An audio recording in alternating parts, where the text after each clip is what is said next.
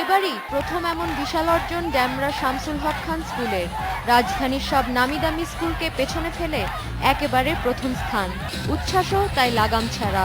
অনেক বেশি ভালো লাগছে, আমাদের স্কুল ফার্স্ট বারের মতো রাজকীয়ের মতো স্কুলকে, রেসিডেন্সিয়ালের মতো স্কুলকে টক্কর দিতে পেরেছে। অসাধারণ, কারণ আমরা এর আগে প্রথম হওয়ার ফিলিংস আমরা কখনো পাই নাই। এই সাফল্য ধরে রাখতে চান স্কুলের অধ্যক্ষ। আমার প্রতিষ্ঠান Shamsul Haque Khan school and college Dhaka board তথা সারা দেশে প্রথম হওয়ায় আমি খুবই আনন্দিত, যার পর নেই।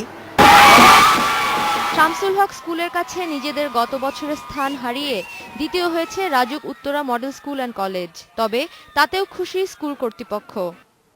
সেকেন্ড হয়েছি বলে আমরা কোনোভাবেই মনোকষ্টে নেই, আমরা আনন্দিত, কারণ সেকেন্ড হওয়া একটা অনেক বড় পজিশন এটা আমাদের জন্য, যে দেশের মধ্যে আমরা সেকেন্ড।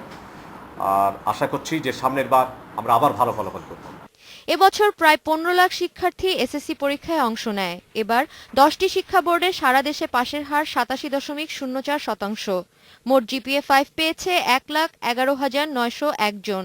যশোর বোর্ডে পাশের হার 84.02%, দিনাজপুরে 85.05, কুমিল্লায় 84.22, বরিশালে 84.37, চট্টগ্রামে 82.77, সিলেটে 81.82, কারিগরি বোর্ডে 83.01 ও মাদ্রাসা বোর্ডে 90.02।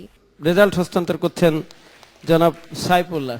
এর আগে সকালে সব বোর্ডের চেয়ারম্যান এসএসসি পরীক্ষার ফল প্রধানমন্ত্রীর হাতে তুলে দেন। আমরা আপনাকে আমাদের সমগ্র সাদিয়া আফরিন, ইন্ডিপেন্ডেন্ট নিউজ, ঢাকা।